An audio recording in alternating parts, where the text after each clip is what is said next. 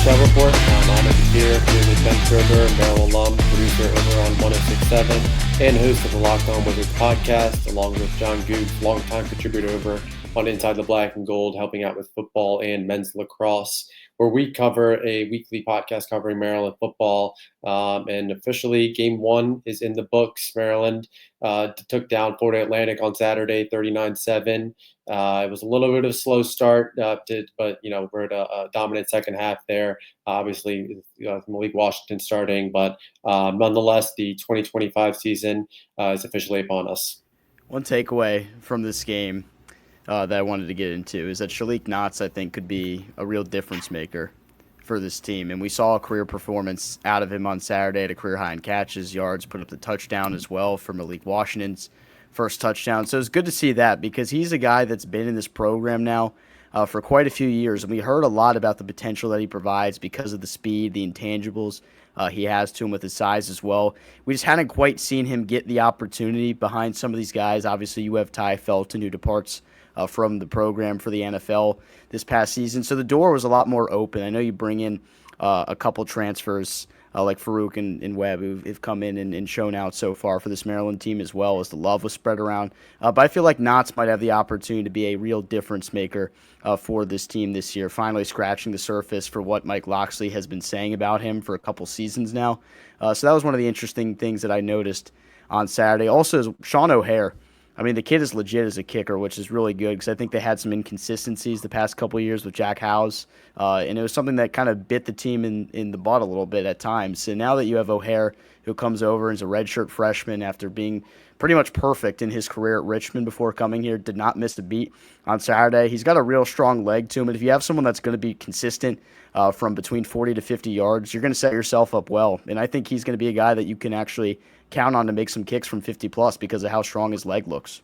Yeah, actually, I definitely thought that as well. Sean O'Hare, perfect 3 for 3, like you mentioned. Pair of those field goals were from 40 yards, one of them from 49, and seems like from 50 yards in. I thought that it seems like there's a lot of confidence in him. Thought it was interesting. I think Maryland was about at the 36, 37-yard line last week. I thought that was kind of maybe an intriguing spot for O'Hare, whether he would come out, what that kick line would look like. But McPherson came out to punt the ball away, which he's been a stud. But just like you mentioned, I thought Sean O'Hare looked really good. But between him and McPherson, it's pretty clear that the specialists are key strengths of this team.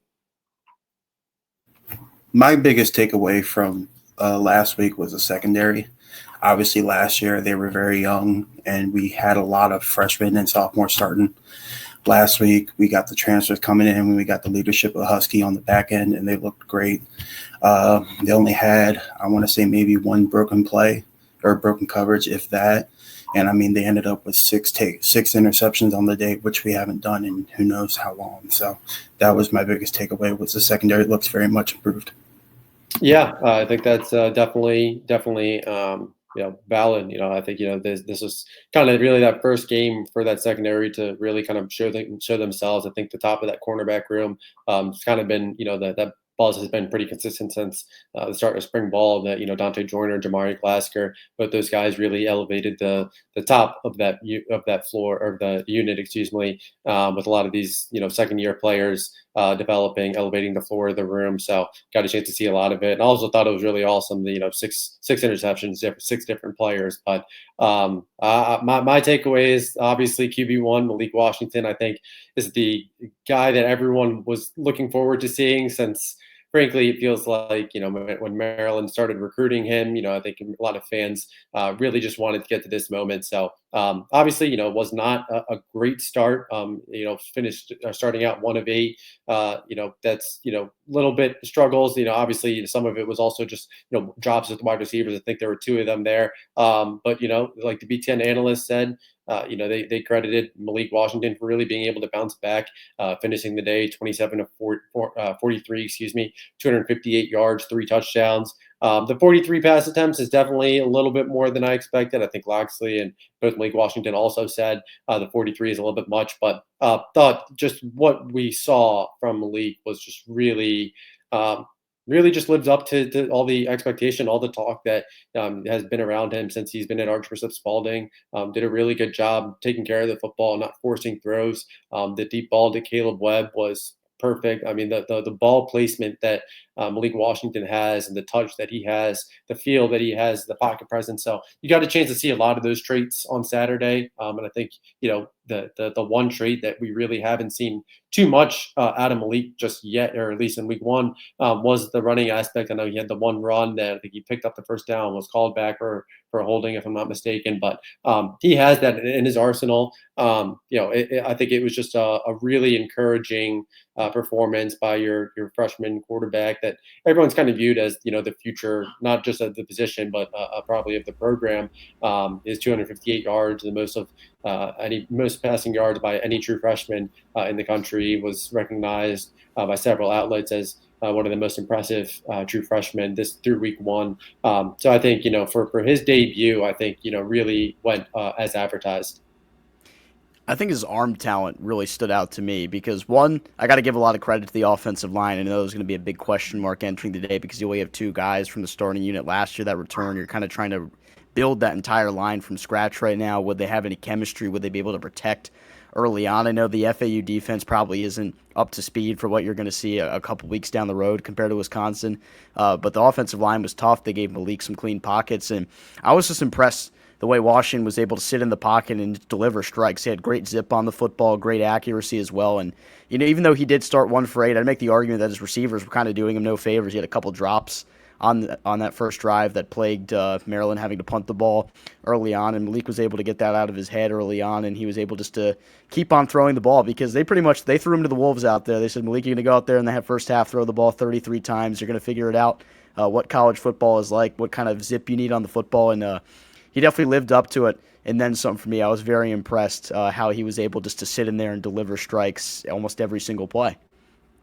Yeah, I think you hit the nail right on the head there. I mean, again, the signs that he's really had shown, through his time at Archbishop Spalding, and really going into his first months on campus and practice and whatnot. The biggest question was, just the limited availability during fall camp, but think he really just has some of these tools that. I think Talia was a huge upgrade, really stabilized the position, but Malik has some traits that Maryland fans haven't seen in that quarterback room in a long, long time. So will definitely be interesting. I think the one aspect that we hadn't talked about week one was the penalties, which I think we could all agree that the first quarter, that first drive on defense especially, was a little bit crazy. But this has definitely been a consistent problem for Locksley through his 7 years here. But I will give Locksley some credit to his point that 8 of those penalties were in the first quarter. 6 of them were on the first defensive drive. 3 in the second quarter, 3 in the second half. So you do see that progression through the game, through the course of the game. When you factor in so many of these young guys, so many new pieces, it's understandable why you could kind of have it. But at the same time, this has been a recurring issue for Maryland, and now they sit second to last in the country in penalties. So will definitely be interesting to see how Maryland addresses that in week 2. Yeah, the penalties on the first drive were definitely annoying, but I thought the biggest part of that was obviously it started terribly with the penalties, but how they finished with getting the goal line stop. Bend but don't break. All right, if you can give as many yards as you want in between the 20s, but if you can stop an offense in the red zone and get 0 points out of it, it's a win on that drive, even with all the penalties. So I thought that was a good bounce back for them. Yeah, no, definitely. I think that is definitely valid. And obviously, Maryland will look to build on that week 1 success when they host Northern Illinois this Friday night for a 7:30 p.m. kickoff on BTN September 5th. The lone Friday night kickoff this season, Sunday or Sundown Showdown in College Park. They'll prepare for a Northern Illinois team coming off that 1917 win. This will be the 5th all-time meeting. Look to go 3-1 all-time, 3-0 at home, with a chance to extend its non-conference winning streak to 17th, which is the longest in the couple of key storylines for this Northern Illinois team. I think everyone, last season when they kind of looked ahead at that future schedule, saw Northern Illinois on there. Definitely saw that Notre Dame upset in South Bend, but this is a brand new Northern Illinois team, just returning just 23% of its production, 5 returnees who played in 6+ games in 2024, and one of them is a specialist. So a lot of new pieces that they had to gel together to put together that definitely a defensive win in week 1. But one thing to expect this weekend is the strong run game, bringing over Charleston transfer Shavon Wright, who ran for over 2,200 yards last year. He leads all FBS runners with over 5,000 career rushing yards. I believe it's 76 career touchdowns, which is insane. And Telly Johnson, he was another redshirt sophomore for Northern Illinois.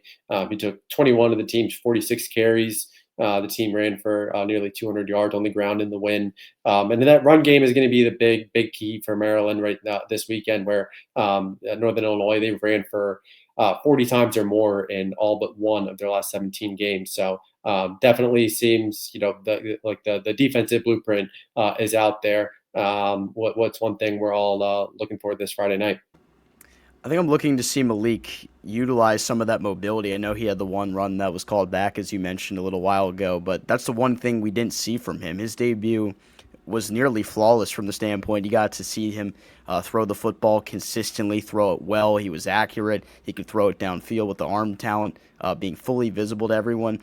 But Malik Washington, at his frame, he's got great athleticism to him. He could be a real weapon utilizing his legs. And obviously with a quarterback that can be a true pocket passer like we saw from Washington, you don't want him scrambling out there too much. You don't want him taking a lot of hits. But you want to see what he can do if he gets in a situation, especially when they get into Big Ten play and they're going to go up against some really stout defensive lines where he's going to be pressured out of the pocket. He's going to have to make plays by scrambling with his legs.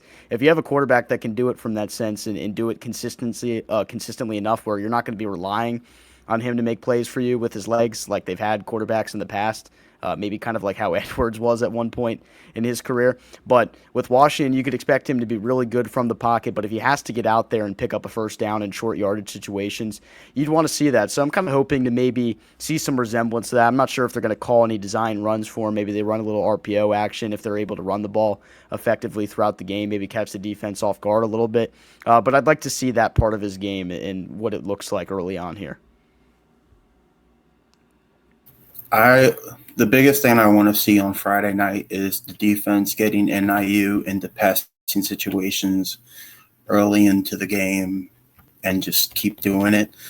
All right, last year NIU ran for 200 plus yards on average per game. And so we know they're going to want to run the ball, and we know the battle of the trenches is going to be massive. If you can win first and second down and get them in 3rd and 6 and longer, it's going to be massive to help the defense out, and you can, because they're going to have to pass the ball once they get to that point, especially if you can build a lead early on in the game, unlike we did last week. Yeah, I think that's completely valid. I think for me, coming off the secondary's performance last week, 6 interceptions by 6 different players, really building off your answer, Googs. I think Maryland this weekend, this is really that chance to prove that you can stop the run. I think it's very clear what Northern Illinois can do. They threw for just over 100 yards last week. The run game is their clear strength, and it's what they're playing. Especially when you go into a road atmosphere, the run game is what helps you kind of soothe you and kind of help you ease into the game. So it's clear what their plan is to attack this Maryland defense. For Maryland, we got a chance to see a little bit of the 2 down linemen last weekend with Cam Rice, Ian Thomas, Dylan Pontus, a little bit rotating in. Obviously Sidney Stewart, Nasir Taylor, Zahir Mathis, all these guys rotating in and playing on stand-up edge rushers. Again, Daniel Wingate, he looked fantastic last week.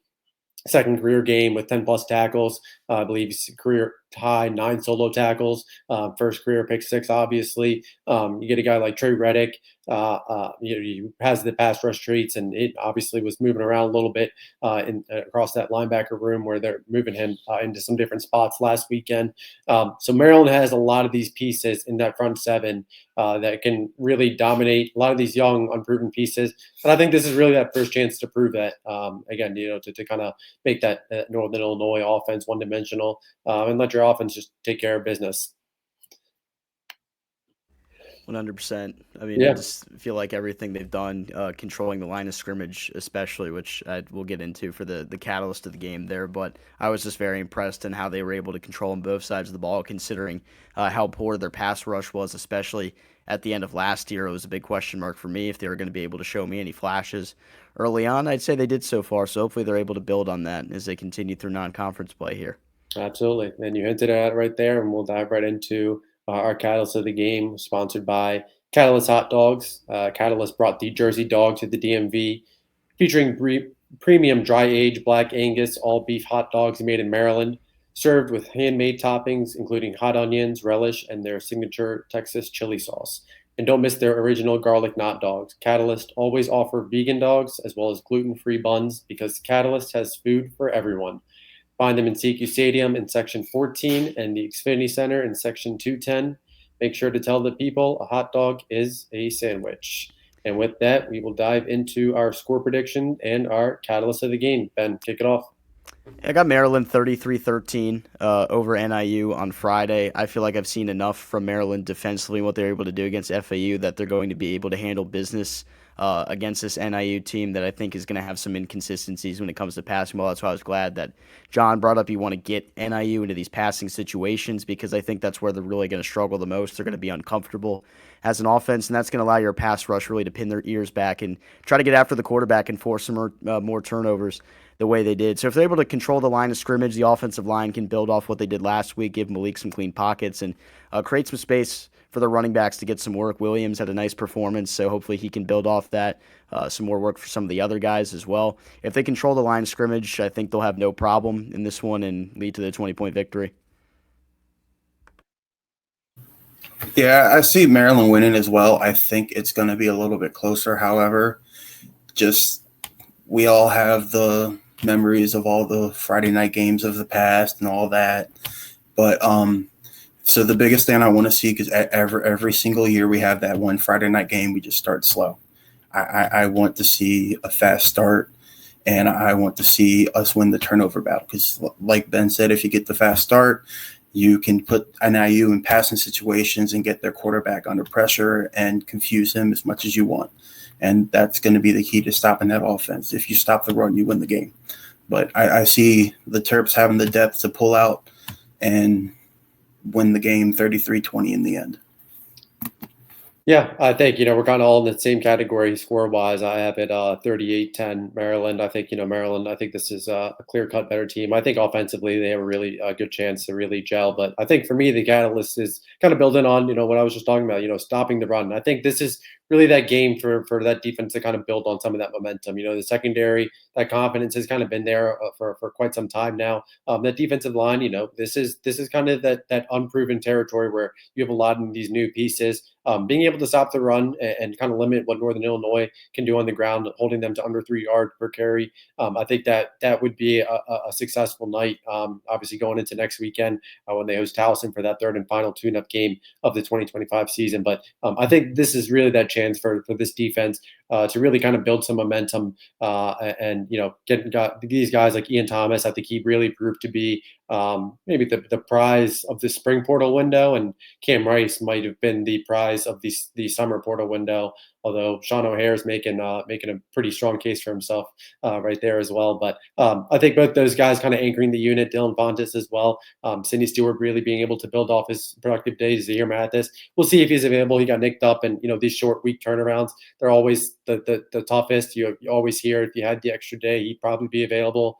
So we'll see what shakes out with him. But I think that this defensive line front really has a chance to build some positive momentum as Maryland looks to get out of non-conference play with the perfect record. But first off, 2-0, and with that, Maryland is set for their Week 2 game when they host Northern Illinois this Friday night, as they look to move to 2-0 for the 12th time in the last 17 seasons.